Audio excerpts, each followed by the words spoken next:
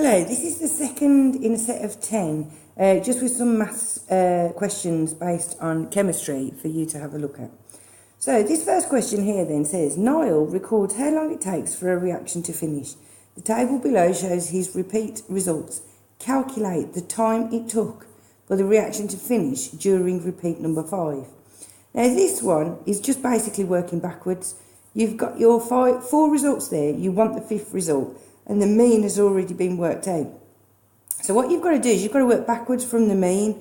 So if the mean was already worked out by adding up these and divided by 5, what you've got to do is expand this back out and do it the opposite way. So 181 times 5 equals 905.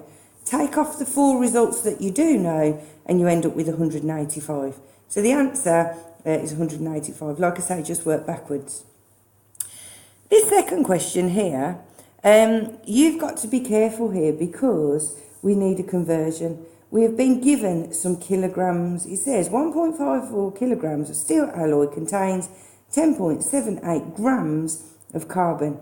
Now watch out for these because these are popping up more and more where you've got to convert, and it's always best to convert into grams if you can.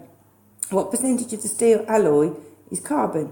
Well, if I've got 1.54 kilograms, there's 1,000 grams in a kilogram. So 1.54 times 1,000 equals 1,540. 10.78, which is how much of it is carbon, divided by 1,540 times 100, because it's a percentage, equals 0.7%. So watch out for those conversions.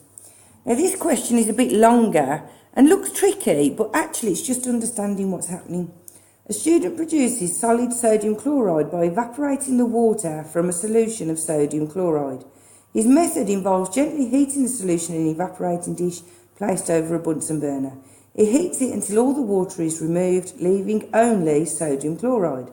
Using the information in the table below, calculate the mass of solid sodium chloride produced by the student and the mass of water that evaporated from the solution.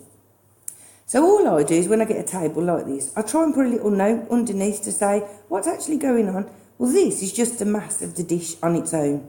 This is the mass of the dish with the salt and the water. And this is after evaporation. I'm just left with the salt and the dish. So I've got to work out the mass of sodium chloride. So all I need to do there is take 26.2 away from the original dish, because there's nothing to do with water in this case, and I get the answer of 0.8 grams. And to work out the mass of water, well, the water was in the dish there and it wasn't in the dish there. So if I take that away from that, I end up with 2.1 grams. So really, quite a big question, but actually quite straightforward in terms of what it's asking. Now this next question is to do with understanding a graph and being able to plot it. Mira reacts dilute hydrochloric acid with calcium carbonate. She measures the volume of carbon dioxide produced over 40 seconds using a gas syringe. Her results are shown in the table below. Now just a little hint, always remember the independent variable is always on the left, the dependent variable is always on the right. The one you control is on the left, the one that you've changed because you've controlled it, and the one that you measure is always on the right. Whenever you're plotting a graph, the independent always goes on the x-axis, the dependent always goes on the y-axis. Now when you're drawing a graph, it's always best to try and make sure you use more than half of the graph paper. So it's no good trying to get all of your range all the way here. You need to use as much as you possibly can. So in this case, you can see I've gone all the way up to 50 along the bottom, and I've gone up to 1 centimetre cubed at the side. So I've plotted my points very carefully with a cross, and this is the bit again that lots of students miss. It says draw a line of best fit. In this case, it's get a ruler and put it through as many points as you can. If it doesn't hit all the points, it doesn't hit all the points. That is fine. And then lastly, it says use your graph to estimate the volume of carbon dioxide produced after 26 seconds.